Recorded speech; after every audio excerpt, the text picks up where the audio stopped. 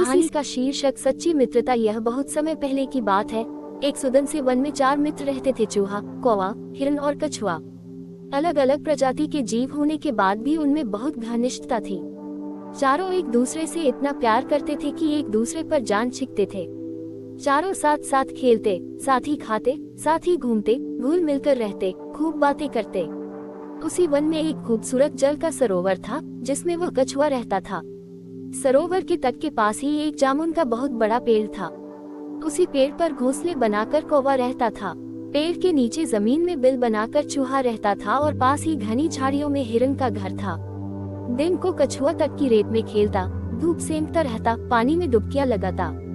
तब बाकी तीनों मित्र भोजन की तलाश में निकल पड़ते और दूर तक घूमकर सूर्यास्त के वक्त लौट आते। उसके बाद चारों मित्र इकट्ठे होते, साथ साथ खाते, खेलते और धमा चौकड़ी मचाते।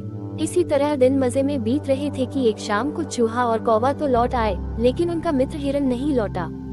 तीनों मित्र बैठकर उसका इंतजार करने लगे। बहुत देर तक जब हिरन नहीं लौटा तो वो सब उदास हो गए। कछुआ भर्राए गले से बोला, वो तो रोज तुम दोनों से भी पहले लौट आता था। आज क्या बात हो गई जो अब तक नहीं आया? मेरा मन तो घबरा रहा है, कहीं वो किसी मुसीबत में तो नहीं है। चूहे ने भी चिंतित स्वर में कहा, बात बहुत गंभीर है, वह जरूर किसी मुसीबत में पड़ गया है। अब हम क्या करें? कौवे ने कहा, मित्रों, वह जहाँ चरने प्रायः जाता है, मैं उधर उड़कर देख कर आता, लेकिन अंधेरा हो गया है, इसलिए नीचे कुछ नजर नहीं आएगा। हमें सुबह तक प्रतीक्षा करनी होगी। सुबह होते ही मैं उसकी कुछ खबर जरूर लाऊंगा। कछुए ने कहा, रात भर नींद नहीं आएगी तो मैं उस ओर अभी चल पड़ता हूँ। मेरी चाल भी बहुत धीमी है, तुम दोनों सुबह आ जाना।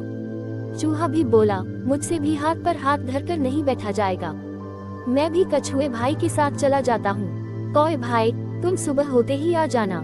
यह कहकर कछुआ और चूहा चल दिए। कौवे को भी नींद नहीं आई और वो सुबह होने का इंतजार करने लगा। सुबह होते ही वो उड़ चला। वह उड़ते उड़ते चारों ओर नजर डालता जा रहा था कि आगे एक स्थान पर कछुआ और चूहा जाते उसे नजर आए। कौवे ने कां करके उन्हें सूचना दी कि उसने उन्हें देख लिया है और वह खोज में आगे जा रहा है।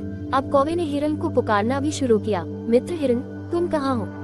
आवाज दो दोस्त। इतने में ही उसे किसी के रोने की आवाज सुनाई दी। स्वर उसके मित्र हिरन का लग रहा था। वह उस आवाज की दिशा में उड़कर सीधा उस जगह पहुंचा जहां हिरन एक शिकारी के जाल में फंसा छटपटा रहा था। हिरन ने रोते हुए बताया कि कैसे एक जालिम शिकारी ने वहां जाल बिछा रखा था। दुर्भाग्यवश वह जाल नहीं देख पाया और फंस गया। हिरन ने रोते रोते कहा, वह शिकारी आता ही होगा, वह मुझे पकड़ कर ले जाएगा और मेरी कहानी खत्म समझो। मित्र कौवे, तुम चूहे और कछुए को भी मेरा अंतिम नमस्कार कहना। कौवा बोला, मित्र, तुम घबरा क्यों रहे हो? हम जान की बाजी लगाकर भी तुम्हें छुड़ा लेंगे। हिरन ने हताशा से कहा, लेकिन तुम ऐसा कैसे कर पाओगे? वह शिकारी बहुत जालिम और शक्तिशाली है। कौवे ने अपने पंख फड़फड़ाए और अपनी योजना बताई, सुनो, मैं चूहे को पीठ पर बिठाकर ले आता।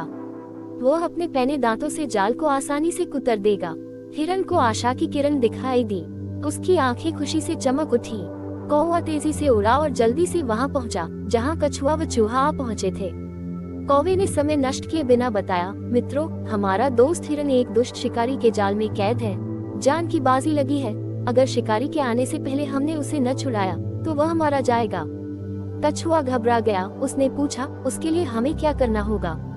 जल्दी बताओ। चूहे के तेज दिमाग ने कौवे का इशारा समझ लिया था, इसलिए वो बिना समय गंवाए बोल उठा, घबराओ मत कौवे भाई, मुझे अपनी पीठ पर बैठाकर हिरन के पास जल्द से जल्द ले चलो। इतने में ही दोनों उड़ चले। चूहे को जाल कुतरकर हिरन को मुक्त करने में अधिक देर नहीं लगी। मुक्त होते ही हिरन ने अपने मित्रों को गले लगा लिया और रुंधे गले से उन्हें धन्यवाद दिया। तभी कछुआ भी वहां आ पहुंचा और खुशी में शामिल हो गया। हिरन बोला, दोस्त, तुम भी आ गए।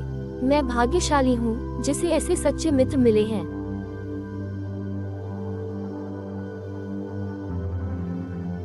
हम कहानी का शेष भाग दूसरे भाग में देखेंगे कि क्या शिकारी कछुए को पकड़ लेता है, क्या हिरन मारा जाता है, या फिर शिकारी को मित्रों की इस टोली ने हरा दिया।